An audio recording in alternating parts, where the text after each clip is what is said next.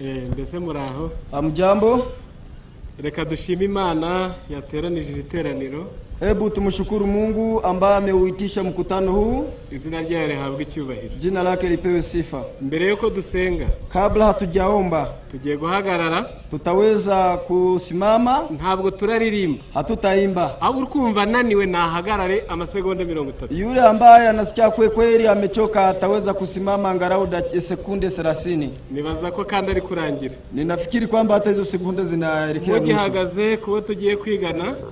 Mnaposimama ambaye mtaweza kujifunza pamoja. Nje nitwa Ntakirutimana Emmanuel. Na mimi ni Jean Baptiste.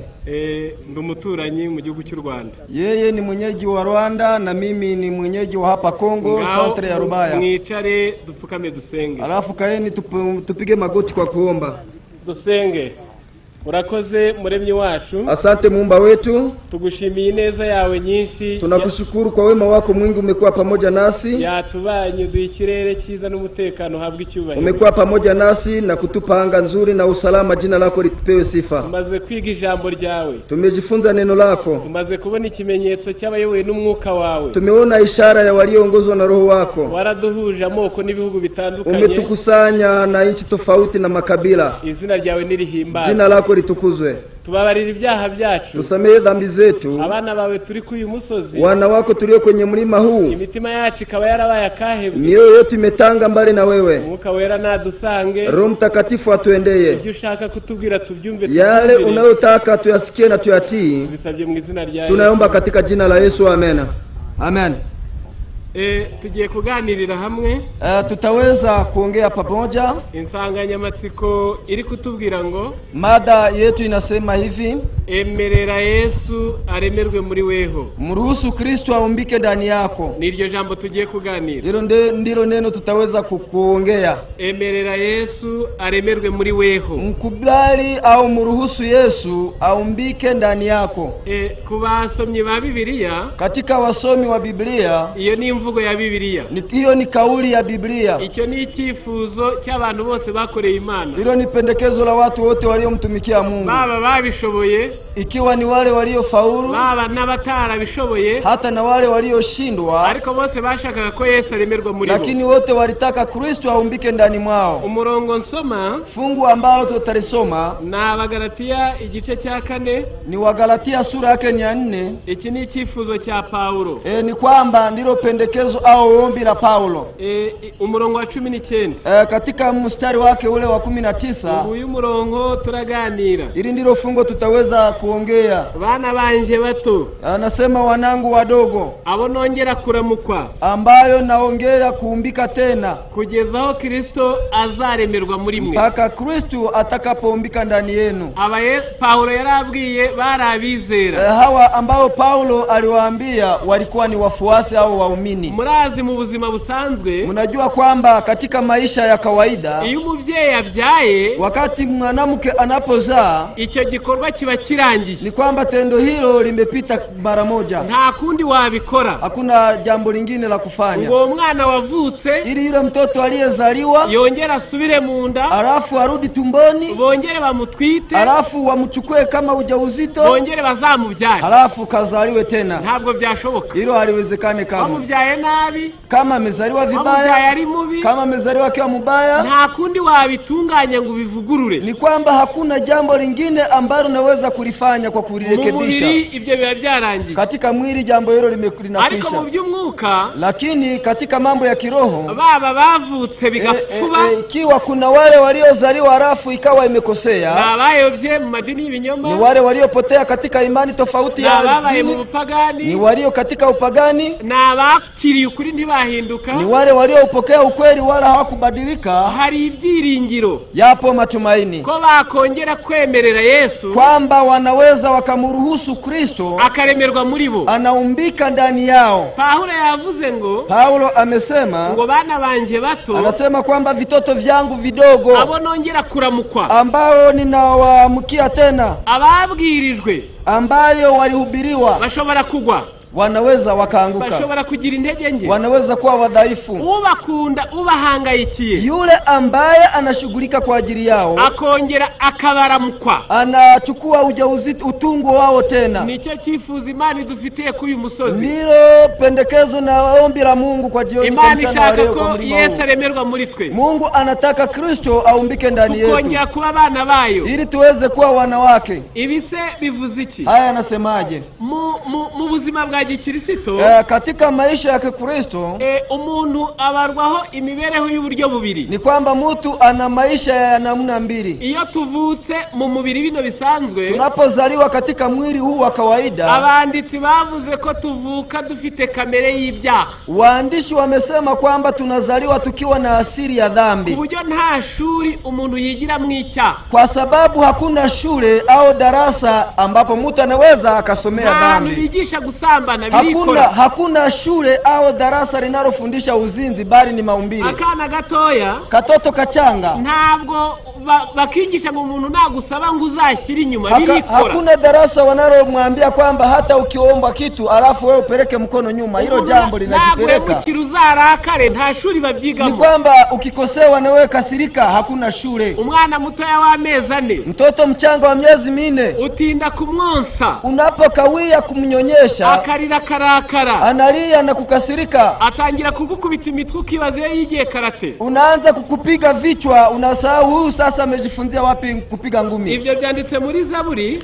Hayo yameandikwa katika kitabu cha Zaburi, igice cha 51, ni sura ya 51 au 51, umurongo n'uwa 7 na mstari wake mdogo wa 7. Dawidi ati, Daudi akasema, dore naremanywe gukiranirwa mu byaha nimo mama yambyariye. Tazama nimeumbwa katika udhalimu, nimezaliwa katika dhambi. Dawidi yarabizi, Daudi amejua hilo, ko kamere imubyara, kwamba asili iliyomzaa, amashereka yonse, matiti au maziwa aliyonyonya, wakiri mu nda ya nyina, tabia alizolishwa akiwa katika tumbo la mama yake, ilikuwa ni dhambi. Arangije avango naremanywe gukiranirwa, akasema kwamba nimeumbwa katika udhalimu, mu byaha nimo mama yambyariye, katika dhambi nimezaliwa humo. Zaburi ya 58, Zaburi 58, umurongo n'uwa 4, na mstari wake ni wa 8. Abanyabyaha batandukanywa n'Imana uhereye ku kuvuka kwabo. Ni kwamba wadhambi utenganishwa na Mungu tangu kuzaliwa. Iyo bavutse uwo mwanya bariyo bagiza bakabesha. Wanapozaliwa hujifanya na kudanganya. Kamere yacu ni icyaha. Ni kwamba asili ya mwanadamu ni dhambi. Bitangira umuntu akivuka. Inaanza wakati mwanadamu anapozaliwa. Ntabwo bisaba imyitozo myinshi. Haihitaji mazoezi makubwa sana. Ndetse muri Yesaya, hata katika kitabu cha Isaya, igice ni cya 48, ni sura yake ni ya 48 au 48. Umurongo wa 8 haranditswe ngo, mstari wake ni wa 8, anasema, nukuri koko ntabwo wumvise, ni kwamba haukusikia, kandi ntacyo wamenye, wala haukulijua, uhereye kera ugutwi kwawe ndikwari kwazibuka, tangu wakati zamani sikio lako halijazibuka, uko narinzi yuko wariganije cyane kandi wiswe umunyabyaha ukivuka. Kwa sababu nimejua umekuwa mdhalimu na umeitwa mwenye dhambi tangu ulipozaliwa. Umwana w'umuntu, mwanadamu, iyo akivuka, anapozaliwa, aba ari umunyabyaha. Ni kwamba yeye asili yake ni mdhambi, nta cyaha arakora, na wala hajakuwa na mtenda dhambi. Ubu hano hicaye uri umunyabyaha. Ni kwamba umekaa hapa ukiitwa mwenye dhambi. Mbese sinzi urugero ndi butange. Sasa sijui kwamba tutatoa mfano gani au kiwango gani. Kuba umunyabyaha si ngombwa ngo ube hari icyo umaze gukora ko kanya. Kuitwa mwenye dhambi sio kwamba umekwisha kutenda dhambi kwa muda huo. Iri teraniro ririmo ba muganga. Ni kwamba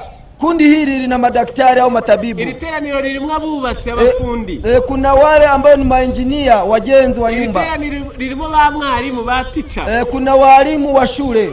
Ariko na hano tumwita mwarimu kandi ntangwa afashe. Na hapa tunamuita mwalimu na wala hana chokaa mikononi mwake. Aha tumwita muganga nta rushinge cyangwa termometre afashe. Tunamuita daktari au tabibu na huko hana shindano wala kipimo. Uko tumwita muganga nubwo twaba turi guhinga, hivyo tunavyomuita daktari hata tukiwa kwenye kilimo, niko nawe witwa umunyabyaha nubwo waba uri kubaza. Na wewe ndivyo unaitwa mwenye dhambi ingawa hata unaweza kuwa ni seremala. Ntacyo ukoze umwuga wawe, kamere yawe ibiyoroheye ni ubunyabyaha. Ni kwamba bila kufanya kazi, yaani lilo jepesi kwako ni kutenda dhambi. Niyo mpamvu Ndiyo maana uwo munyabyaha umeze gutyo yule mdhambi wa namna hivyo mu gitabo cyitwa uwifuzwa mu bihe byose katika kitabu kinachoitwa Tumaini la Vizazi Vyote urupapuro rwa 811 mu Cyongereza ni ukurasa wa 811 kwa Kiingereza hari aya magambo avuze ngo yapo maneno yanayosema hivi na aya magambo avuze ngo the gospel makes no compromise with evil.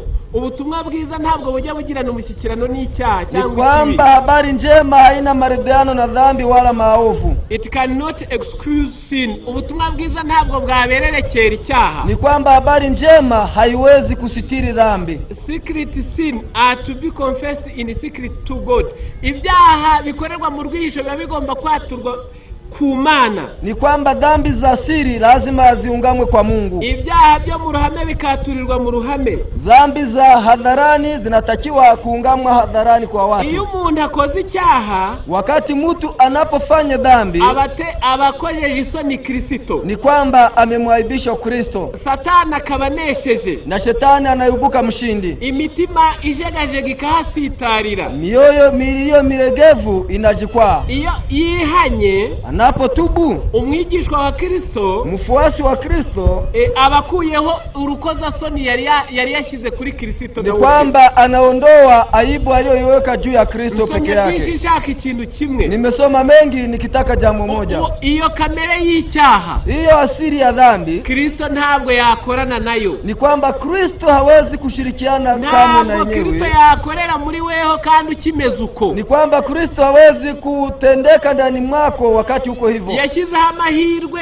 ya kabiri kugira ngo twongere tugirane isano nawe. Ameweka change au bahati ya pili ili mwanadamu aweze kushirikiana na Yesu. Ijambo ry'Imana rirabivuga ngo, neno la Mungu linasema, noneho nimwemere ninemere aremerwe muri weho. Tukubali aumbike ndani yetu. Abaroma 12:2. Warumi sura yake ni ya 12 na mstari wake ni wa 2. Iravuze ngo iyo amaze kuharemerwa, anapoumbika ndani yetu inakuwaje? Haranditse ngo, anasema, kandi nimwishushanye n'abiki gihe, wala musifuatishe dunia hii, ahubwo muhinduke rwose, bali mugeuke kabisa, mugize imitima mishya, mukiwa na mioyo mipya, kugira ngo mumenye neza iby'Imana ishaka, ili muyajue vizuri yaliyo mapenzi ya Mungu, ari byo byiza bitunganye rwose. Yani ndiyo mema yaliyo kamili kwa kweli. Amahirwe yacu naho asigariye, ni kwamba bahati yetu ya mwisho imebakia hapa. Nukwemerera Yesu akaremerwa muri twebwe. Ni kumruhusu Kristo anaumbika ndani yetu. Nibyo byiswe ku byago bwa kabiri. Ndiyo ambayo imezaliwa inaitwa kuzaliwa mara ya pili. Yohana 3:3. Yohana sura ya 3 na mstari wake wa 3. Mu kiganiro Yesu yagiranye na Nikodemu, katika mazungumzo ya Kristo na Nikodemu, yaravuze ngo, alisema, umuntu utabyawe n'amazi n'umwuka ntabasha kubona ubwami bw'Imana. Mtu asipozaliwa na maji na roho hawezi kuona ufalme wa Mungu. Mu Rwanda rwa Yohana igice cya 3, katika waraka wa kwanza wa Yohana sura ya 3, icyo gice cyose muzagisome, nyote mtasoma sura hiyo, kivuga wabyawe n'umwuka wabyawe bwa kabiri imico imuranga.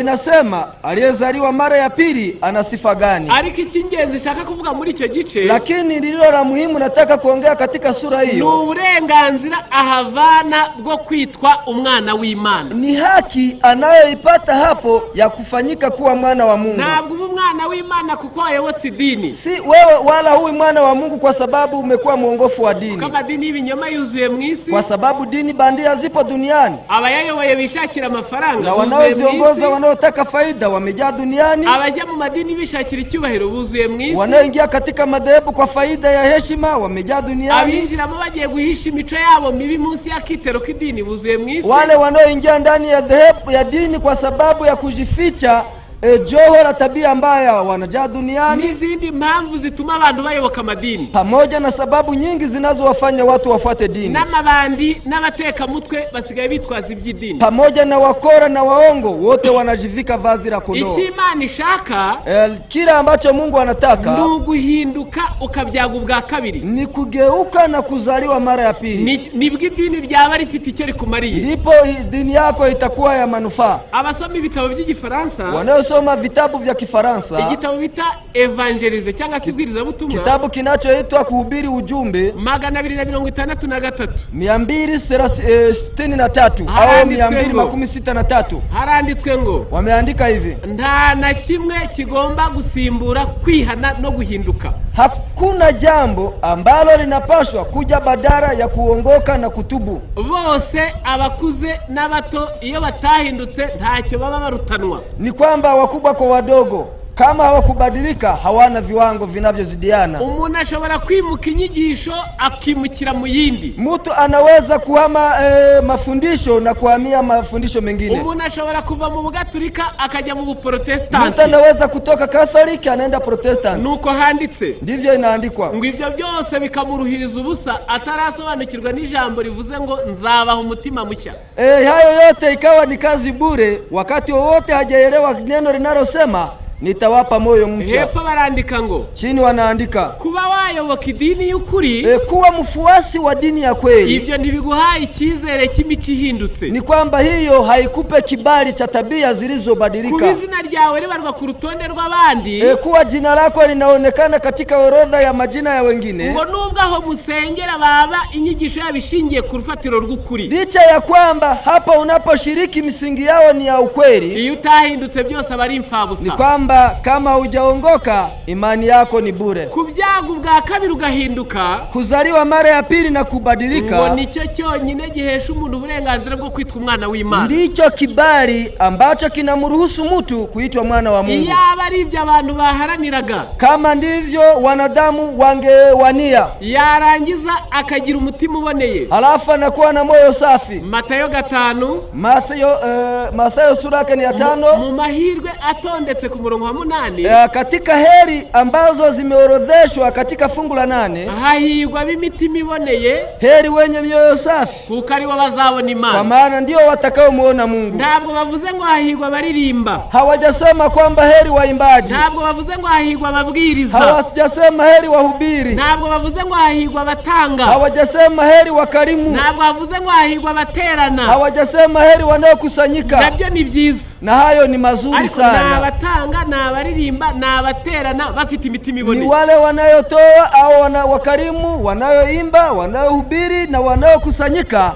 lakini wakiwa na mioyo safi. Abo ndibo bazabona Imana. Hao ndio watakaomuona Mungu. Kugira umutima uboneye. Kuwa na moyo safi. Igitabo cyitwa ubutumwa ku basore. Ni katika ujumbe kwa vijana. Imigani ya Kristo. Ni katika kitabu kinaitwa vielelezo vya mafundisho ya Kristo. Mu Gifaransa n'urupapuro rwa 43. Katika Kifaransa ni 143. Le cœur honnête est celui qui cède à l'action du Saint-Esprit. Umutima uboneye nuwemerera umwuka wera akawukoreramo. Moyo safi ni yule ambaye unaruhusu Roho Mtakatifu anakuwa mtendaji ndani yake. Il confesse ses fautes. Umutima watura ibyaha byawo. Ni moyo ambayo unakiri dhambi zake. Éprouve les besoins du pardon et de l'amour de Dieu.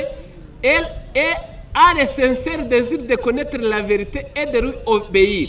Uyu mutima moyo huu uhora usonzeye imbabazi n'urukundo by'Imana. Ni kwamba una haki una njaa ya rehema na msaada wa Mungu. Uhora ni cyifuzo cyo kumenya ukuri no kukumvira. Unabaki ukiwa na njaa ya kujua ukweli na kuutii. Un cœur beau est un cœur qui a foi à la parole de Dieu. Umutima uboneye, moyo safi, ni umutima wizera ijambo ry'Imana. Ni moyo unayoliamini neno la Mungu. Sans la foi, il ne peut recevoir cette parole. Kuko hatabayeho no kwizera, ntabwo iryo jambo waryakira. Na wala kama hakuna imani, lile neno huwezi ukalipokea. Ibi bintu niba mubyumvise, haya mambo kama mnayasikia, nibyo byo guharanirwa na buri wese wicaye muri iri teraniro. Ndio inatakiwa kila mmoja awanie na yeyote aliyo katika mkutano huu. Mbese koko uhora usonzeye imbabazi z'Imana. Kweli una njaa aya neno la Mungu au rehema za Mungu. Ahubwo suriyizi ko uri umunyabyaha. Sasa unajitambua kwamba wewe ni mdhambi. Ujubeshya ukabimenya. Unapodanganya unalitambua. Uyusambana ukabimenya. Unapozini unajua. Ujya wambura ukabimenya. Unapokuwa dhalimu unajua. Uyuhimba ibinyoma ukabimenya. Unapounda uongo unalitambua. Uyuyoba ukabimenya. Unapopotea njia unajua. Abo babirabutswe, hao waliotambua batani ni umwuka wera n'umutima nayo, ambao hawakuweza kupuuzia Roho Mtakatifu na dhamiri zao. Akakongorera kubwira ngo hano urahemuka. Anakunongonezea na kuambia hapa kila siku unakosea. Akakongorera kubwira ngo inzira urimo yarayobye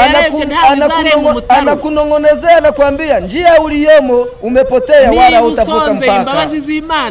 Kama una njaa ya rehema za Mungu na kutaka upendo wa Yesu, huo ndio wanaita moyo safi. Hilo ndilo Yesu anataka. Jambo lingine wanasema, kugira ngo ubaye umwana w'Imana, ili uwe mwana wa Mungu, nukwatura ibyaha, ni kukiri dhambi. Reka ibintu byabwire bana b'Imana. Hebu haya mambo niwaambie watu wa Mungu. Igihe cyose ubutumwa bwiza bwabwirijwe kwisi, wakati wote habari njema imehubiriwa duniani. Igihe Yohana yazaga mwisaje guteguriza Yesu, wakati Yohana alikuja duniani kumuandaa Kristo. Igihe Yesu yari yiyiziye uwo bari baje guteguriza, wakati Yesu aliyekuja ndiye mwenyewe. Ikintu bose bibanzeho, jambo ambalo lilikuwa mada yao, ntabwo bavuze ngo hari tugira gasozi kuzuye abantu. Hawakusema kwamba labda tuwe na mlima unaojaa watu. Bavuga ngo twubake insengero. Hawakusema tujenge mahekalu. Bigeze bavuga ngo tugire hari ababosi nabo bajya baduserukira. Hakusema kwamba tuwe na matajiri ambayo wataenda kwa niaba yetu. Ntabwo ari kisi yari ikeneye. Sio kwamba ndilo lilikuwa hitaji la ulimwengu. Ahubwo bavuze ngiki, bali walikuwa wanahitaji ni hili. Muri Matayo 2, katika kitabu cha Mathayo sura yake ni ya 2, umurongo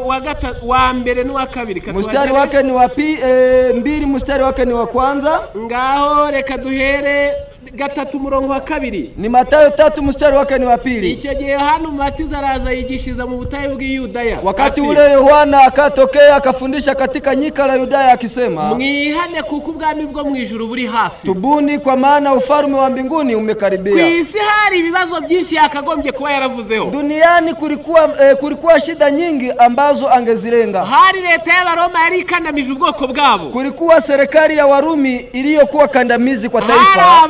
Bamereye n'aba bakene. Kulikuwa matajiri waliokuwa wamewakandamiza maskini. Nibindi byago byinshi biba mu buzima bwabo. Pamoja na shida nyingine ambazo zinakuwa katika maisha ya mwanadamu. Icyaba kiza bakaba bana b'Imana. Lakini akaona kwamba jambo moja ambalo lingewafanya kuwa wana wa Mungu. Aravuga ngo mwihane kuko ubwami bwo mu ijuru buri hafi. Akasema tubuni kwa maana ufalme wa mbinguni umekaribia. Yesu araza. Kristo akaja. Uwo yari yaje guteguriza. Yule ambaye alikuwa ni mtangulizi wake sasa. Mathayo sura yake ni 4 mstari wake ni wa 17. Yesu ahera ubwo atangira kwigisha avuga ati, Yesu akaanza kuhubiri akisema, mwihane kuko ubwami bwo mu ijuru buri hafi. Tubuni kwa maana ufalme wa mbinguni umekaribia. Asubiye mu byo yatumye Yohana. Akarudi lile neno alilomwambia Yohana. Iki gikenewe mu bana b'Imana. Hilo ndilo linalohitajika katika wana wa Mungu. Mu gitabo cy'ubutumwa bwatoranijwe, katika kitabu cha ujumbe chagulifu, umuzingo wa 2 mu Gifaransa, gombo la 2 kwa Kifaransa, haranditse ngo, wameandika hivi ngo abagaragu b'Imana, watumishi wa Mungu, ngo kuri ubu kwa sasa, ngo bakwiriye kubwiriza ukuri gukuze ko mu butumwa bwiza. Wanapaswa kuhubiri ukweli uliokomaa katika habari njema. Une vieille doctrine de l'évangile. Ukuri gushaje kwa gakecuru ko mu butumwa bwiza. Ni kwamba ni ukweli uliokuwa ukomavu katika habari njema. Ngo nukuhe? Ni gani? Ngo nuburibwe bw'icyaha, ni uchungu wa dhambi, nukwihana, ni toba no guhinduka pamoja na kubadilika. Ngibyo bikazatuma hilo litafanya ngo tubana abagabo n'abagore ngo bameze nk'abo muri Isirayeli ya kera, ili tuweze kuwapata wanaume na wanawake walio mfano wa Israeli ya zamani. Hakaboneka abasore ngo nk'abo muri Isirayeli ya kera. Wanapatikana vijana na wamama walio katika Israeli ya zamani. No guhinduka, toba na kuongoka. Nibyo byatuma tuba abana b'Imana. Hilo ndilo linaweza kutufanya kuwa wana wa Mungu. Kanondeka ibi bintu bikurikira. Nitaweza kuyaorodhesha haya mambo yafuatayo. Niba nawe wiyizi nk'umunyabyaha, na wewe ukijitambua kama mudhambi, urica, wewe ni muuaji. Ugwambere Yohana 3:15 nuwanga mwene se n'umwice. Waraka wa kwanza Yohana 3:15 nasema ya mchukie ndugu yake ni muuaji. Uri umusambanyi, wewe ni mzinzi. Matayo 5:27 nureba kifuza ni umusambanyi. Matayo 5:27 anasema yeye amtazamaye mke wa jirani yake na kumtamani amezini naye moyoni. Uri umusinzi, wewe ni mlevi. Imigani 21 vino n'umukobanyi, inzoga zirakubaganisha kandi ushukwa nabyo ntagira ubwenge. Kitabu kinasema Mithali 20 au 12 mstari wake wa kwanza nasema mvinyo hudhihaki, yeye anayedanganywa kwa mvinyo hana hekima. Byaragukenesheje, imekuingiza katika hali ya umaskini, byatumye abana bawe batiga, imefanya watoto wakose shule, uraza umugore n'abaturanyi kwijoro, ukamsumbua mke wake na majirani. Ibyo ni ibyaha. yayo ni dhambi. Wica isabato, unaharibu, unavunja sabato. Itegeko rya kane ryo mu mategeko 10. Amri ya 4 katika amri za amri 10 za Mungu. Usuzugura abavyeyi, unawadharau wazazi. Itegeko rya 5. Hiyo ni amri ya 5. Uretse no guhemukira Imana, hata licha ya kumkosea Mungu. Abefeso 6:1, wa Efeso 6:1 haranditse ngo bana mwumvira abavyeyi. Nasema watoto watini wazazi. Ngo iryo niryo tegeko rya mbere mu mategeko 10 riri kwa maana hiyo ndiyo amri yenye amri ya kwanza katika amri iliyo ya ahadi, kugira ngo ubone amahoro amire mu isi, ili uweze kupata amani na kudumu duniani. Uretse no kuba wica itegeko ry'Imana, licha ya kuwa unavunja amri za Mungu, uzapfa ukenyutse kuko usuzugura se na nyina apfa kenyutse. Utakufa ghafla wakati wowote unapomdharau baba na mama. Uri umunyabinyoma, wewe ni mdanganyifu au mwongo. Kugeza uguhimba n'ibinyoma no mu by'iyobokamana, hata inafikia wakati unabuni uongo hata katika mambo ya dini. Unakuwa kama Mafarisayo. Babesheraga Yesu, walikuwa wakimsingizia Yesu, yanga Kaisari, wanasema kwamba anamchukia Kaisari, anafanyaje kugira ngo bamwice idini ryabo ribone umutekano mu binyoma byabo, auawe halafu dini lao liweza kupata usalama katika wangu. Kuna wanaodanganya, akabesha no mu by'idini, anadanganya hata katika mambo ya dini, ari kurengera idini, anasema anatetea imani, agakoresha hame nk'iry'abajesuite, anatumia msingi kama wa majesuite, iryo bavuga ngo la fe justifie moyen, anasema ngwinzira mbi wanyuzemo, anasema njia mbaya ambayo umeiendea, ngo zigeze ku musaruro washakaga, inapofikia lengo ulilolitaka, ngo ndiziba zibaye icyaha. Anasema hari hiyo sio dhambi. Ibyo byaha byose nibindi ntavuze, dhambi zote kama hizo na zingine ambazo hajazitaja, toba nukubitera umugongo kabireka, ni kuvipa mgongo au kisogo unaviacha. Ibyo wakoze, yale ulioyaacha ukabyatura, unayakiri. Kwatura kuri mu buryo bune, kukiri kuna namna 4. kugana Yesu 19, njia salama 19, abandi muzasome 25, wengine mtasoma 25 au 25. Nimesema icyaha wakoreye mu ruhame ucyaturira mu ruhame, dhambi ya hadharani unaikiri hadharani ya watu. Hiyo ni Biblia, hiyo ni Biblia. Uwo wakoreye icyaha umusaba imbabazi, ni kwamba uliyemkosea unamuomba msamaha. Ntugaturane n'umuntu, usikae pamoja na jirani, ntugature muri iyi siri gushira, usikae katika dunia hii inayoisha, ntukemere kumara iminsi ibiri muri iyi minsi y'impanuka n'ibiza, usikubali kuishi siku mbili katika dunia hii yenye majanga na visa. Wicaranye icyaha utatuye, ukikaa na dhambi ambayo umeshindwa kuungama, wicaranye na mugenzi wawe wahemukiye ntumusaba imbabazi, ukikaa pamoja na jirani yako umeshindwa kumuomba msamaha. Yakobo 5:16, Yakobo 5:19, mwaturirana ibyaha byanyu kugira ngo mukizwe, ungameneni dhambi zenu ili mpate kuokolewa. Mu Gifaransa baravuze ngo confessez vos péchés les uns aux autres, bamwe kubandi. Anasema ungameneni dhambi zenu ninyi kwa ninyi. Ntabwo ari abajya kwa padiri na revera, sio wale wanaoenda kwa pastor na bishop au mareverend. Ntabwo ari penitensia, sio kwenye penitensia. Nukwaturira icyaha wagikoreye, ni kwamba unakiri dhambi machoni pa yule mkosea. Kwatura kwa 3, ungamo la 3, nugufata ibyaha byawe byo mwibanga, ni kuchukua dhambi zako za siri ukabibwirira Imana mwibanga, na kumwambia Mungu katika siri. Abafilipi 4:6, Wafilipi 4:6, ibyo mushaka byose bimenywe n'Imana mubisabiye kandi mugingiye, vijuavyo muvitakavyo vyote vitambulike kwa Mungu tena kwa maombi. Kwatura kwa 4, toba ya 4, nibyo wibye, ni kwamba ni vitu ulivyowaibia wenzako, vitu ambavyo umetapeli, nibyo wambuye, ni vitu ambavyo umenyang'anya. Ugomba kubikubita ku mutwe ukabisubizaho babivanye. Unapaswa kuchukua ule mzigo unaurudisha sehemu uliyoutoa. Ni Ezekiel 3:15. Ezekiel 33 mstari wake wa 15. Maandiko yanasema umunyabyaha, wanasema mudhambi nagarura ibyo yibye, anaporejesha alivyodhiba, ngo nukuri rwose azabaho. Wanasema kwa kweli ataishi. Iyo umaze gukora icyo gikorwa, unapotenda kosa kama hilo, mu rwandiko rwa mbere rwa Yohana, katika waraka wa kwanza wa Yohana igice cya mbere umurongo wa 9, sura ya kwanza mstari wake ni wa 9, ariko nitwatura ibyaha byacu, lakini tukiziungama dhambi zetu, niyo yo kwizerwa kandi kiranukira kutubabarira ibyaha byacu, yeye ndiye mwaminifu kwa kutusamehe dhambi zetu no kutwezaho gukiranirwa kose, na kututakasa na udhalimu wote. Uzizere ko Imana ikubabariye, uamini kwamba Mungu amekusamehe. Ngiyi inzira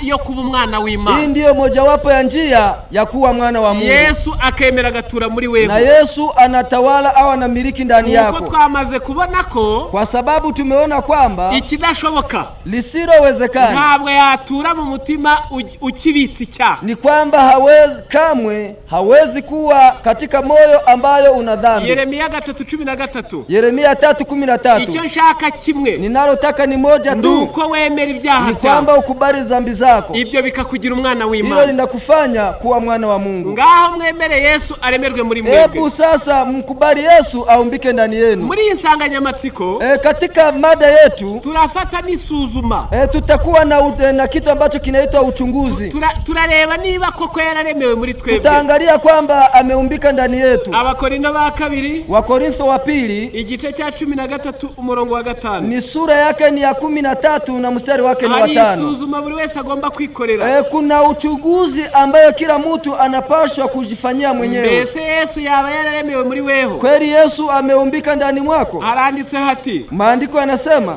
ngaho ni mwisuzumu bwanyu, jichanguzeni wenyewe, mumenye ibyo twizera, nafahamuni kwamba tuko katika imani, kandi mwigerageze, na mujichunguze wenyewe. Mbese ntimwimenya? Je, hamujitambui? Kandi ntabwo muzi ko Yesu Kristo ari muri mwe? Na mujui kwamba Yesu Kristo yumo ndani yenu? Keretse hari mubaye abagabo. Kataliwa. Iri jambo, hili neno, mwisuzume ubwanyu, linasema jijaribuni wenyewe. Examinez-vous vous-même. Niwe ugiye kubyikorera. Mwenyewe ndiwe utajichunguza. Ugiye kureba niba koko umutima wawe Yesu yaba utuyemo. Utaangalia kama ndani ya moyo wako Kristo anakaa ndani yako. Muri byinshi dushobora gukora, katika mambo mengi tunayoweza kuyafanya, ili tuweze kujipeleleza. Abari kunyumvira hafi na kure, wanaotusikia kwa mbali na karibu. Ibyigisho bya bindi byo gukariha n'ibindi ntazi mwe mubigabanije. Ni kwamba mafundisho yale makari na mengine ambayo sijue, tafadhali punguzeni. Bazufato umutima wawe. Chukua moyo wako. Uwo waburi we wese. Kama wewe ni yakina nani? Umukire cyangwa umukene, matajiri kwa maskini, ukomeye n'uworoheje, wakubwa kwa wadogo, uwaminuje n'utarakandagiyeyo, musomi kwa mjinga. Fata umutima wawe maze wisuzume. Chukua moyo wako upeleleze. Urasuzuma ibi bintu bikurikira. Utachunguza haya mambo yafuatayo.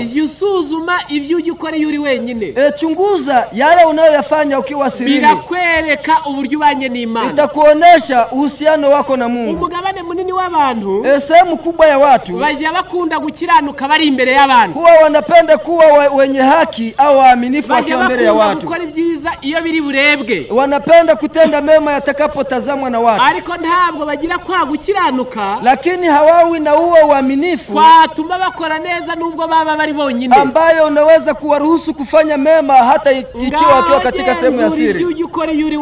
Hebu yachunguze unayoyafanya ukiwa peke yako. Umuntu ari wenyine, mtu akiwa peke yake, yatibeshe ahubwo agakorana n'umwuka we ruganira n'umutima nama, asipojidanganya anakuwa anahudumiwa na Roho Mtakatifu na dhamiri yake, bija bimwereka isani afitanye na Kristo, uhusiano alio nao na Kristo kwa kiwango hiki. Ndabaha urugero rumwe, nitawapa mfano moja. Samueli ya 2:11. Samueli ya 2:11. Nimumurebe Dawidi ari wenyine. Hebu mumchunguze Dawidi akiwa peke yake. Yari intwari, alikuwa ni shujaa, uwijuru ryigeze rivuga ngo ameze nk'uko umutima w'Imana umeze, ambaye alishuhudiwa na mbingu kwamba amepatana vizuri na mpango wa mbingu. Ariko ari wenyine, lakini alipokuwa peke yake, akabura ibyo akora, alipokosa ya kufanya, yaratembereye, alitembea, ararunguruka, akachungulia, abona umugore uri koga, akamwona mke aliyekuwa akioga, aramwifuza, akamtamani. Iyo haba abandi byari kumurinda, wangekuwa hapo wengine angepata ulinzi. Niyo mpamvu Yesu atuma abigishwa be, ndio maana Yesu alipotuma wajumbe wake, yarazi intege nke z'umuntu uri wenyine, alijua udhaifu wa mtu aliye peke yake. Iyo Kristo ataremewe muri we, wakati Kristo hajaumbika ndani yake, arangije avuga ngo muzaje mugenda muri babiri, akasema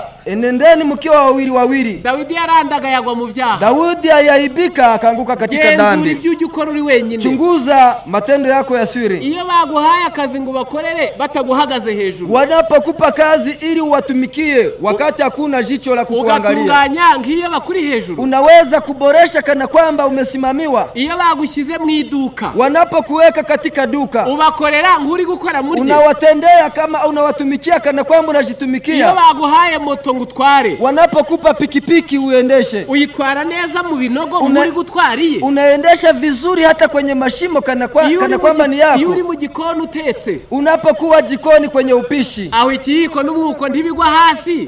Si kwamba kijiko na msogea vinaanguka chini. Wabona nta uri kukureba ugahanaguriza kungutira. Unapoona hakuna ambaye anakuona, unapanguzia kwenye skite yako. Aho ikijumba kinini nikigwa hasi. Au kiazi kikubwa sikinapoanguka chini. Wabona nta ukubonye ukagihanagura kandi ukagishira ku sahane ya boss. Unapoona kimeanguka, unapanguza kwenye shati, unaweka kwenye sahani ya tajiri wako. Ukora uri wenyine. Chunguza matendo yako ya siri. Ntibyakubesha. Haviwezi kudanganya. Byakubwira niba Imana ikorera mu mutima wawe. Vinaweza kukuambia kwamba Mungu anafanya kazi ndani mwako. Kabiri. Pili, genzura ibyo ukora uraho batakuzi. Chunguza yale unayoyafanya ukiwa mgeni kwa wenyewe. Tufite ibyitegererezo muri Biblia. Tuna vielelezo katika Biblia. Y'abantu Yesu yari yararemewe muri bo. Kwa watu ambao Kristo ameumbika ndani mwao. Baje aho batazwi. Wanaenda nchi za ugeni. Kandi bakora ibyo gukiranuka. Wanafanya haki. Ni Danieli na bagenzi be. Ni Danieli na wenzake. Igice cya mbere umurongo w'umunani. Ni Danieli sura ya kwanza na mstari ule wa 8. Banga kwiyandurisha ibyo kujya by'umwami. Hawakutaka kujinajisi kwa chakula cha mfalme. Ise ntiyarabahagaze hejuru. Baba yake hakuwepo. Umukuru w'itoro ryabo ntiyarahari. Na mzee wa kanisa hakuwepo. Abizera basengana ntibari bahari. Washiriki wenzake hakuwepo. Banga kwiyandurisha ibyo kujya by'umwami. Wakadhamiria kutojinajisi kwa chakula cha mfalme. Yosefu ageze mu Egiputa yagurishijwe. Ni Yusufu aliyekuwa Misri kama amenunuliwa. 39 itangiriro. Ni Mwanzo 39 au 39. Umurongo w'umunani n'uw'ikenda. Na fungu la 8 na la 9. Umugore aramwifuza. Mwanamke akamtamani. Ise ntiyarahari. Baba yake hakuwepo. Bene wabo ntibari bahari. Ndugu zake hakuwepo. Kandi gusambana na muka Potifari. Na kuzini na mke wa Potifa. Yari promotion mu kazi kwari kuzamurwa mu ntera. Ilikuwa ni ofa ambaye amepewa kwa kuinuliwa kiwango. Ariko aravuga ngo sinahangara gukora icyaha kingana gitya. Lakini akasema siwezi nikathubutu kutenda dhambi kama hii. Amukiranutsi kandi ntabari kumureba. Akawa mwenye haki na wala si kwa jicho. Abantu benshi. Watu wengi. Abo mukristo kumushaki. Anakuwa mukristo mushaki. Yagera Buraya. Anapofika Ulaya.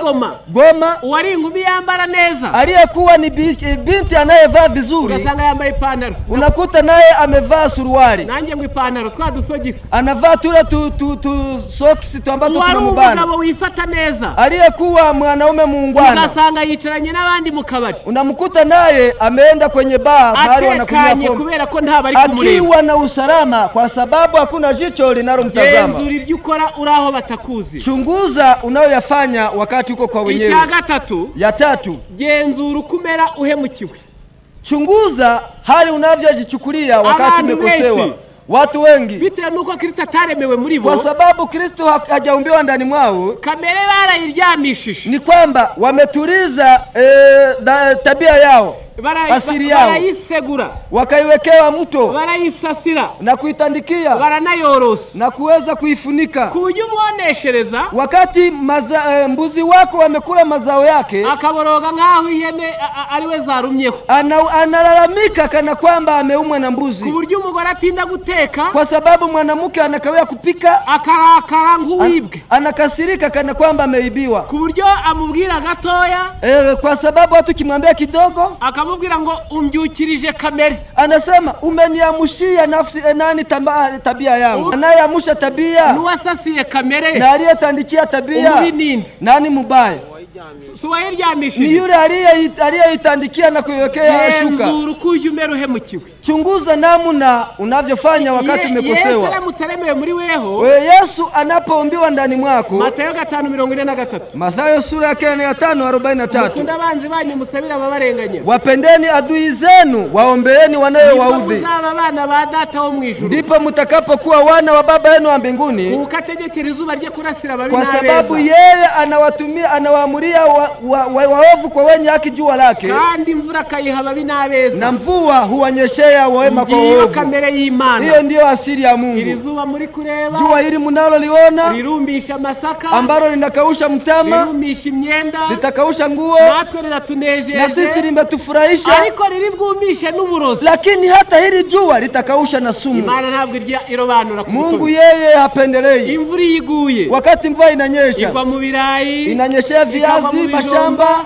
Na viazi ikagwa mu itabi, inanyeshea hata tumbaku, ikagwa no mu rumogi, inanyeshea hata kwenye banki. Imvura ntabwo ikorana na polisi mu ni kwamba mvua haishirikiana na mapolisi kwa kuweza kuinda walio na banki. Urukundo rw'Imana. Huyo ndio inaitwa upendo wa Mungu. Iyo Mana iramutse iremewe muri weho. kukubaho, uwe Mungu anapoumbika ndani mwako, igihe waba uhemukiwe, hata wakati umekosewa, nabwo wagaragaza ko Kristo yaremewe, na wewe unaweza kudhihirisha kwamba Kristo ameumbika ndani mwako. Igitabo cyitwa Intekerezo n'iby'Umwuka, ni kitabu kinaitwa Pour une bonne équilibre mentale, 446, ni 446 au 446. Muzabirindura inyuma, mutageuza nyuma, igihe abo bantu babi bagushotoye, wakati watu waovu wanapokuchokoza kandi bakaguhohotera na kukuweza kudurumu, maze wowe kabitura kubakorera ibyiza nk'ukorera intungane, wewe unawalipa kuwatendea mema kana kwamba unawatendea wanyofu, ukageza ubwo bakorera ibikorwa byihariye by'ubugira neza, hata nafikia wakati unawatendea matendo ya utu wema, nibwo ubukoze nk'umukristo, ndipo utakuwa umetenda kama Mkristo. Baratungurwa,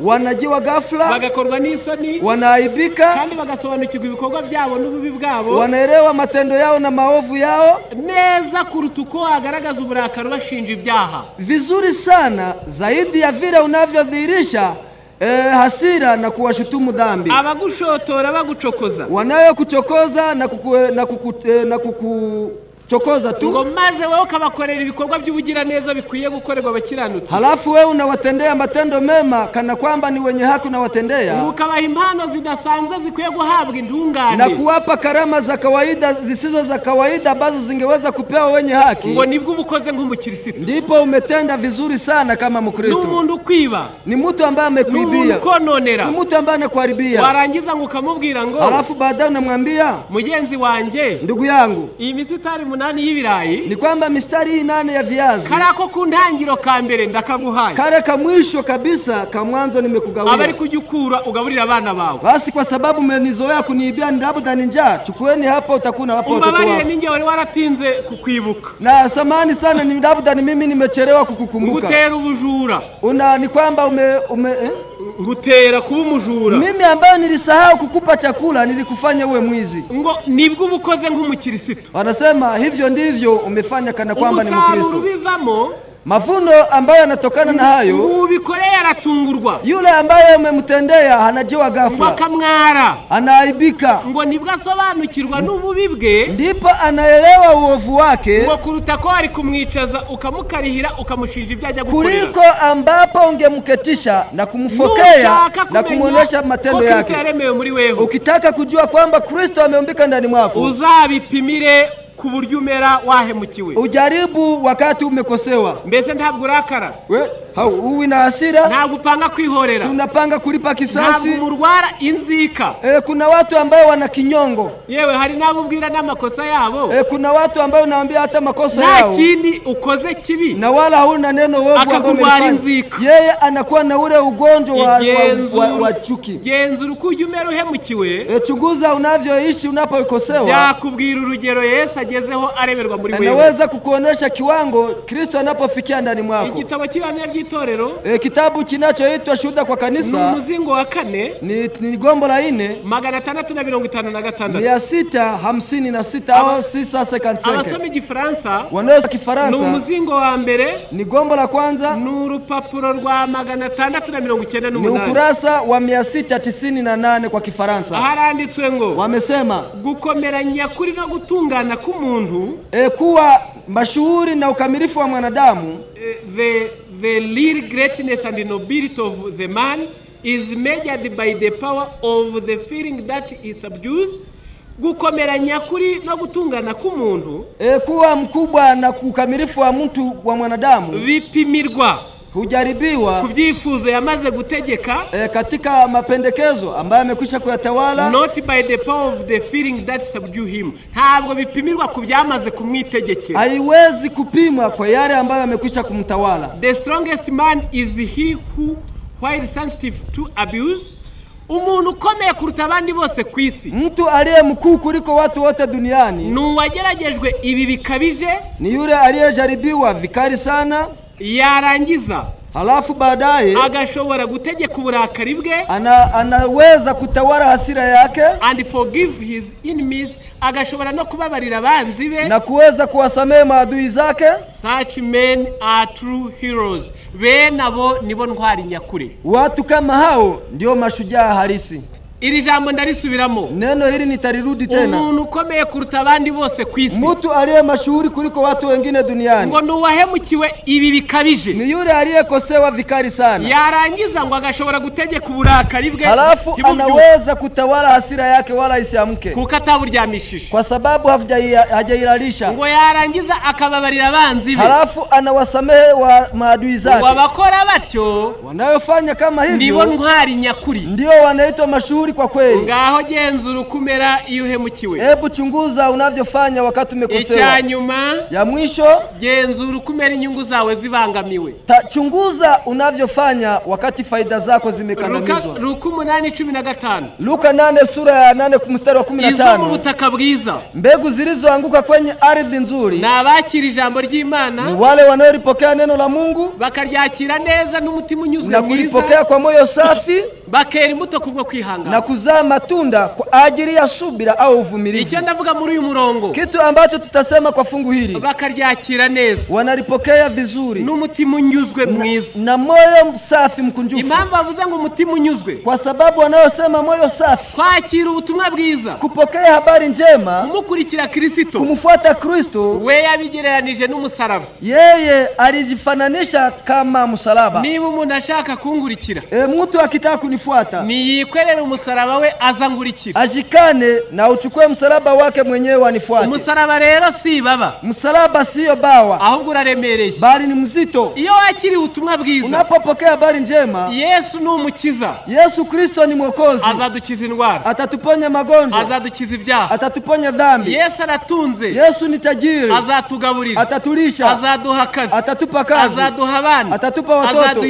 imigisha y'uburyo bwose. Atatupa baraka ya kila aina. Ariko Yesu ni n'umwami. Lakini Yesu ni Bwana. Azaduha n'amategeko. Atatupa hata sheria. Hari abantu benshi. Wapo watu wengi batajya bemera amategeko agenga ubutumwa bwiza. Ambayo hawakubali sheria zinazohusu habari njema. Nitatoa mfano mmoja. Itegeko rya 4. Nitasema amri ya 4. Riravuze ngo uke kweza umunsi w'isabato. Inasema uikumbuke siku ya sabato na uitakase. Ni itegeko rya 4. Ni amri ya 4. Ritubuza gukora imirimo kuwo munsi. Linatukataza kufanya kazi siku hiyo. Ritubuza kuyitekereza kuwo munsi. Linatuzuia kukumbuka kazi siku hiyo. Ritubuza no kuyiganira. Hata kuwazia na kuongea. Ibyo mvuze byanditse muri Biblia n'umwuka w'abahanuzi. Hayo maneno yako katika Biblia na roho ya unabii. Ndasubiramo. Nitarudi maneno hayo. Uyu munsi nitwemererwa gukora imirimo. Leo haturuhusiwe kufanya kazi. Uyu munsi nitwemererwa kuyitekereza. Leo haturuhusiwi kuwazia wala kufikiria kazi. Uyu munsi nitwemererwa no kuyiganira. Hata haturuhusiwi kuongea. Ikizakubwira aho Kristo ageze mu mutima wawe. Kitakacho kuambia mahali Kristo amefika ndani ya moyo wako. Umwanya bashobora kuguhamagara. Leo unaweza ukaitwa. Bati ngwino.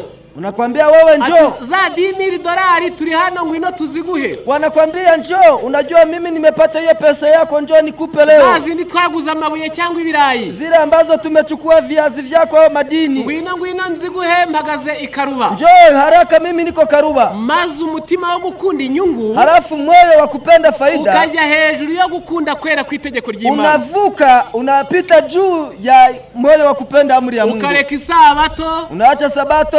Ukaza gutera nuvuye no muri shuguri. Alafu unakuja kwenye mkutano baada ya kutoka kwenye shughuli.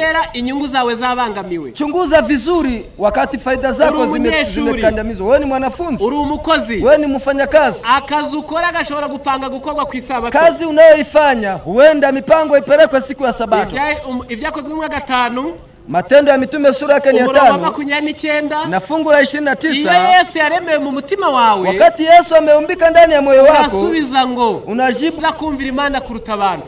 Heri kumtii Mungu kuliko wanadamu. None inyungu zigashyirwa ku ruhande. Halafu faida zinawekwa kando. Zigashyirwa ku ruhande. Kazi zinawekwa kando. Imani igahabwa icyubahiro. Na Mungu anatukuzwa. Nubwo byaguteza ingaruka. Ingawa inaweza kuleta hasara. Hari abagabo banze kwakira ubutumwa. Kuna wanaume wengi wamekataa kupokea ujumbe. Batazashwana n'abagore babo. Ili wasije wakafarakana na wake zao. Banze kwakira ubutumwa. Kuna wamama ambao wamekataa ujumbe. Vitenge umugabo yamuguriraga atazabihagarika. Ili vitenge alivyokuwa akivinunuliwa na mume wake asije akazuia mradi. Kuna watoto waliokataa kupokea ujumbe atarekeraho kumurihira minerval ili baba yake asizuie kumlipia school fees. Ubwoza ayirisha ukarangiza amashuri. Hasa kama atalipo na maliza shule warangiza ugapfa. Alafu baadaye unakufa. Imana ari yirinda. Mbona mlinzi ni Mungu? Uzayihenuraho ubone imigisha yayo. Utamkosea Mungu alafu pate mibaraka yake. Imigani 8:17. Mithali 8:17. Nkunda bankunda. Na wapenda wanipendao. Kandi abanshakana umwete bazambona. Na wanonitafuta kwa bidii wataniona. Imigani 22:4. Mithali 24:4. Abicisha bugufi. Walio wanyenyekevu bakubaho Uwiteka na kumtii Bwana. Ingorano zabo thawabu yao n'ubukire ni mutajiri na heshima n'ubugingo na uzima. Ngagenzura ukujumera. Hebu chunguza unavyokuwa. Inyungu zawe zihanganye n'iby'Imana yategetse. Wakati faida zako zinapambana na sheria ya Mungu. Ibyahishwe 2:10. Ufunuo sura yake ya 2:10. 2:10 anasema uzaje ukiranuka, anasema nawe uwe mwaminifu uzageze kugupfa mpaka kufa. Ntabwo ari kugeza kuguhomba, sio kufikia hasara, kugeza kukwangwa, sio wakati wa kuchukiwa, kugeza kugutandukana n'umugore cyangwa umugabo, sio kufikia kuachana na mke na wala mume, kugeza kukwirukanwa ku kazi, sio kufikia kufukuzwa kazi, ahubwo gukiranuka kwawe bali wanasema haki yako uzabishorere, uvifuate, wemere unabipfire, ukubali hata utowe maisha ya kifo.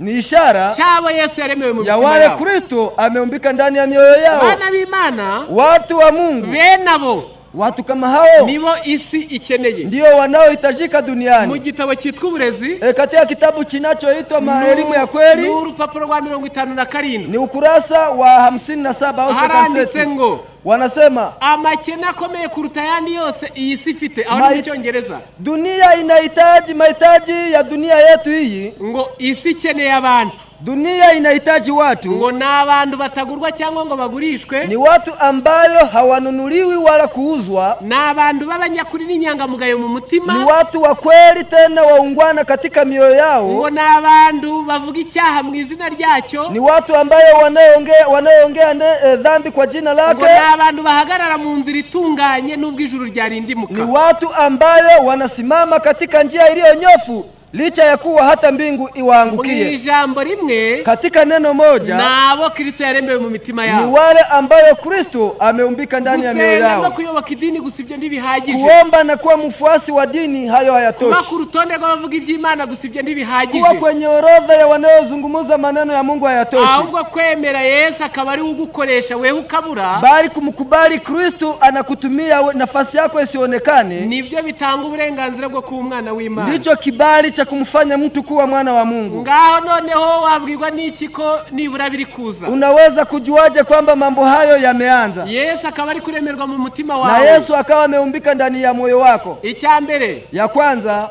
uzaba umuntu ushyikirwa, utakuwa mtu ambaye anafikiwa. Iri jambo ndarivuga, nitaongea neno hili. Uzaba umuntu ushyikirwa, utakuwa mtu ambaye unakaribiwa na wote. Mu butumwa bwiza, katika habari njema, umwana w'Imana wabyaho bwa kabiri, mtoto wa Mungu aliyezaliwa mara ya pili. Ubutumwa bwatoranira uruzingo wa 300 wa mbere, urupapuro rwa 303, ujumbe chagurifu ukurasa wa 333, haranditse hati, wamesema hivi: nubwo ari iby'ukuri kwa abana b'Imana ari umwe muri Kristo, ingawa hata kwa kweli watoto wa Mungu ni mmoja katika Kristo, utekereza ko Yesu yifata te iyo abonye ivangura ry'amoko? Unafikirije wakati Yesu anapoona ubaguzi wa ukabila, ivangura ry'abantu mu nzego zabo, kubagua watu katika ngazi zao, insika zashyizwe hagati y'abantu n'abandi, kuta zilizojengwa na watu kati ya watu na wengine, bitewe n'ibara ryabo, kwa sababu ya rangi yao, amoko yabo, kabila lao, inzego zabo, ngazi zao, ubukire, utajiri, ivuko, maasiri, n'ibyo batunze, na pamoja na vile wanavyovimiliki. Niba ari ikintu kibabaza Yesu, ikiwa kuna kitu ambacho kinamchukiza Yesu, yabonye ivangura ry'amoko, ni wakati anapoona ubaguzi wa kabila. Aya moko kanyasubiremo, haya mataifa nitaongea. Hari aya musanzwe musi, kuna haya ambayo mnayajua yetu, abazungu n'abirabura, wazungu kwa weusi, abakongomani n'abazambia n'abanyarwanda, wakongomani na wazambia na wanyarwanda, abahunde n'abatembo wahunde na watusi na wahutu. Ayo niyo bavuze, hayo ndio wanaongea. Yesu niwe ubazi bose, Yesu ndiye anawajua wote, niwe ubaha guhumeka, ndiye anawapa pumzi, niwe ubifuriza kubaho, ndiye anawatakia kuishi,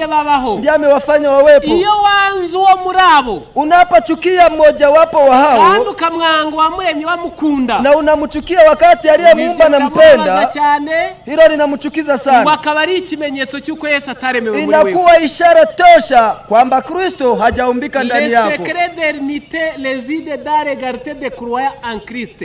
Ibanga ry'ubumwe, siri ya umoja, rishingiye kuba abizera muri Kristo bose bareshya. Inategemea kwamba Wakristo katika Kristo wote ni moja. La cause de division, impamvu zitera amacakubiri, sababu ya mutengano, de la discorde, zitera indyane, inayoleta mafarakano, de différents, kutumvikana, kutoelewana, c'est la séparation d'avec le Christ. Nuko abantu batandukanye na Kristo. Kwa sababu watu wametengana na Kristo. Le critère centre qui doit nous attirer à soi. Yesu niwe zingiro ritwireherezaho. Yesu Kristo ndiye center ambayo watu wote wanavutiwa kwake. Puisque nous approchons du centre, uko tuzagenda twegera iryo zingiro, kwa kadri tutakavyoelekea hiyo centre, plus nous nous approchons les uns des autres par les sentiments, la sympathie, l'amour, les produisent toujours mieux le caractère et l'image de Jésus. Niko natwe tuzarushaho kwegerana, ndivyo na sisi tutaendelea kusogeleana, tukagira imyumvire imwe, tunakuwa na usikivu mmoja, tukagira nimbuwe, tunahurumiana, tunakundana na kupendana. Ibyo bikaturemamwe imico n'ishusho ya Kristo. Hiyo inatuumbia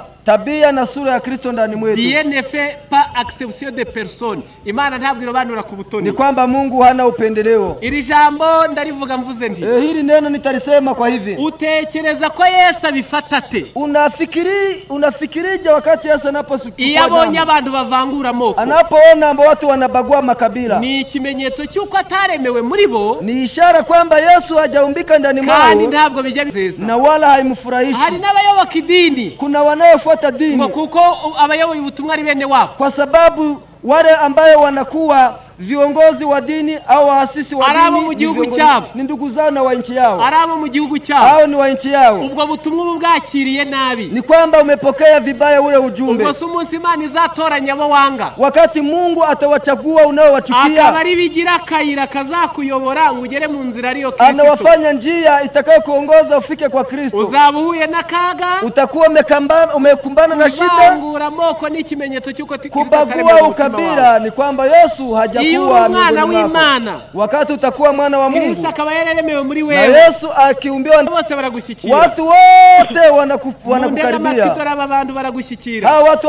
wanakufuata, wanakukaribia. Abo mudasangiye ubwoko bakugeraho, wale ambayo hamushirikiane katika ukabila wanakukaribia sana. Na nicyo kimenyetso cy'abana b'Imana, na ndio ishara ya watoto wa Mungu. Abaguhemukiye baraza, waliokukosea wanapokuja bati nakoneshereje, nasema jamani nimekuharibishia, kuko bazi kuri umwana w'Imana, kwa sababu wanajua wewe ni mwana wa Mungu. Utenda kubarihisha ngo bari kigoro bazi impungure, kwa sababu hautaweza kuwalipisha kwa kuhesabu mahindi kwa punje. Abagusuzuguye nabo bakugeraho, wale waliokudharau nao wanaweza kujia. Ntabwo utinyitse ngo wiyita amazina n'ibyubahiro tutazi mu byobokamana, hauongofi ili ujipe majina makubwa katika mambo ya Mungu. N'abakuvogera bakugeraho, na wale wanaokuvamia wanaweza kuja, ukuri mwiza hose, kwa sababu wewe ni mzuri, wanaweza kuchukua lijembe lako, wanaweza chukua kuni, bafata igitiyo, wanaweza chukua koleo, barangiza bakakubwira ati nitwe twakijyanye, alafu wanakuambia sisi tumechukua tutaleta kuna shida. Yani wanajisikia huru sana katika mambo yote. Erega nta utakugeraho, hakuna ambaye hawezi kukufikiria, kuko Kristo yamaze kuremerwa mu mutima wao, kwa sababu Kristo ameumbika ndani ya moyo wako. Bana b'Imana, wana wa Mungu, ngiri kwingingo, ninapokuwa juu ya kipengele hiki, tuye mu karere k'ibiyaga bigari, tunaishi kwenye nchi yenye maziwa makuu, akunda kuba intambara z'amoko, mahali ambapo kuna kuwa vita vya ukabila. Wabwirwa niki kuvangura amoko? Utajuaje wakati wewe ni mbaguzi wa ukabila? Ndavuga utuntu tumwe, ataongea baadhi. Icyambere, ya kwanza, niba harabunena uvangura amoko, ikiwa kuna wale unayowachukia wewe ni mbaguzi, ukabanenda ntimwashyingiranwa, wewe hamuwezi kuoana, ukabanenda ntimwasangira, hamuwezi kushiriki chakula, ukabanenda ntimwasenga mu rusengero rumwe, hamuwezi hawezi kuomba kanisa moja, ndimwagenda mu modoka imwe, hawezi kupanda gari lao. Icyo ni ikimenyetso cy'ukuvanguramo. Hiyo ni ishara ya kwamba wewe ni mbaguzi wa ukabila. Niba hari abutifuriza ibyiza, ikiwa kuna wale ambao hautakii mema, niba hari abutishimira ibyiza byababayeho, ikiwa kuna wale hawezi kufurahia mazuri walioyapata, nawe uri ku rutonde rw'abavanguramo, na wewe ni miongoni mwa wale walio na ubaguzi wa ukabila. Niba hari uguhemukira, ikiwa kuna anaye kukosea, warangiza ukavuga ngo aguhemukiye kuko ari uwo mu bwoko runaka, unasema huyu amenikosea kwa sababu ni wa kabila fulani, nawe ni ikimenyetso cy'ukuvanguramo, na wewe ni ishara ya kwamba unabagua kabila. Hebu niwaulize, mbese nta bene wanyu bagira amahane? Hakuna ndugu zenu ambao wanaubishi? Shaka kwiteraniro rinsubiza. Nataka niwaulize, umuntu ajaburana na se, mtu anaweza kuanzisha kesi na baba yake, anaweza kusamba na kaka yake, ajaburana na nyina, anaweza kusamba amoka ngahe, ni makabila mangapi? Nano umuntu ntakaguhemukire, ni kwamba mtu asikukoseye ngo nurangiza uvuge ngo bitewe nuko ari ubundi bwo, alafu usiseme kwamba ni kwa kuwa labda ni wa kabila lingine. Icya gatandatu, ya sita, niba hari uguhemukira, ikiwa kuna yule ambaye anakukosea, ukavuga ko bene wabo bose ari uko babaye, nasema hii ndio kawaida ya kabila fulani, nuko bameze, ndivyo walivyo watu fulani, ni ikimenyetso cy'ukuvangura amoko, ni ishara ya kwamba wewe una ubaguzi wa kabila. Icyaha ndikivangura, ni kwamba dhambi haibagui. Bene wanyu nabo bazi kuniga no gutema no kuroga, ndugu zenu wa asili wanajua kunyonga na kukata na mapanga na kuroga. Ibyo bakora rero ni ngibyo nabandi bakora, vile wa kabila lenu wanavyofanya ndivyo na lile nalo linafanya. Iyo ari ibyo uvugira hihishe, ikiwa kuna mambo naongea kwa siri, abo bundi bwoko bazuga ceceka, wale wa kabila lingine wakija unanyamaza, uvangura amoko, wewe unabagua kabila. Iyo hari ibyo hejwemo bitakureba, ikiwa kuna yale ambayo umezuiliwa asiyo kuona, warangiza bikakubabaza, halafu inakuchukiza, ukanavuga ko babitewe n'ukuri wo mu bundi bwoko, nasema ili wamelifanya ni wa kabila lingine, ni wewe ubugwaye ubwoko, wewe ndiye mgonjwa wa ukabila. Umva ibyiza n'abeza babi wanyu gusa, unaposikia mema na mazuri yafanyike kwenu, ndetse wabandi haba umwiza bikakubabaza, wakati kwenu kuna kuwa giza na kukikuwa mtu mzuri unaumia, ibyo byose ni ikimenyetso cy'ukuvangura. Hiyo ni ishara ya kwamba wewe una ubaguzi. Iyo udahuburemera ibyago by'abandi, wakati haumie au kwa uchungu wa wengine, ugirira abandi bagize imbuwe, usiweze kuwahurumia wakati wengine wamehurumia, kuko mudasangiye ubwoko, kwa sababu sio wa kabila lenu, ni ikimenyetso cy'ukugira ubwoko, ni ishara ya kwamba wewe una ubaguzi. Kutumva ukuri kwabo, kutotii kusikia ukweli wao, no kudakabakabwa n'akarengane kabo, na kutoguswa na mateso yao, ni ikimenyetso cy'uko uvanguramo, ni ishara ya kwamba wewe una ubaguzi wa ukabila. Bana b'Imana twerekera watu wa Mungu, tunapofikia tamati, iyo Yesu yaremewe mu mutima, wakati Yesu ameumbika ndani ya moyo, rwego na rumwe rudatungana, hakuna ngazi moja ambaye haiwezi kukamilika. Ubutumwa bwatoranijwe umuzingo wa mbere, ujumbe chagulifu sehemu ya kwanza 446, 446, bigenda bite mu mirire n'iminywere, inakuwaje katika vyakula na vinywaji. Haranditse ngo, anaandika hivi, l'homme doit coopérer avec Dieu, umuntu agomba gukorana n'Imana, mtu anapaswa kutumika pamoja na Mungu, en employant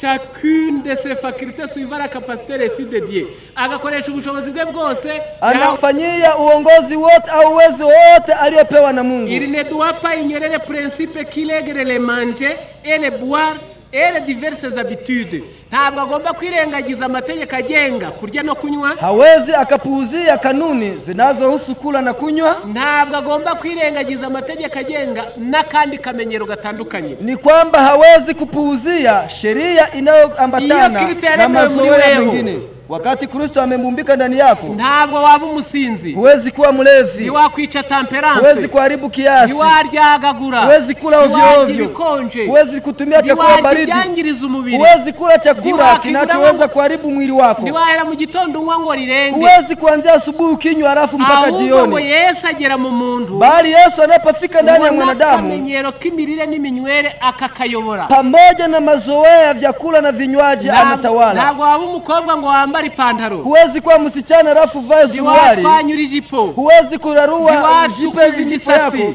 Huwezi kurunguza nywele zako. Wasiga imiti gutera kuneka nk'umuneke. Huwezi kutumia dawa zitakazo kufanya uirungue kama ndizi. Yesu ayobora akamenyero kose. Yesu anaongoza mazoea yote. Agera no mu myambarire. Anafikia hata katika mivalio. Abazasoma igitabo cyitwa Christ Object Lessons imigani ya Kristo. Kitabu kinachosema vielelezo vya Kristo. Urupapuro rwa 339. Ukurasa wa 339. Iyo yageze mu mico yawe. Anapofika katika tabia zako. Ni uyobora amagambo. Ndiye anaongoza maneno. Ni uyobora imyambarire. Ndiye anaongoza mivalio. Ni uyobora inyifato. Ndiye anaongoza hali yako. Mbese ukaba muri rubanda. Alafu nakuwa katika umati. Nta muntu n'umuremereye. Bila kuwa mzigo kwa mtu yeyote. Akakuyobora ukibwiriza gukora ibyiza. Anakuongoza wewe mwenyewe unajielekeza kutenda mazuri. Ukaba muri societe bagukumbuye. Unakuwa katika shirika ukiwa mtamanifu.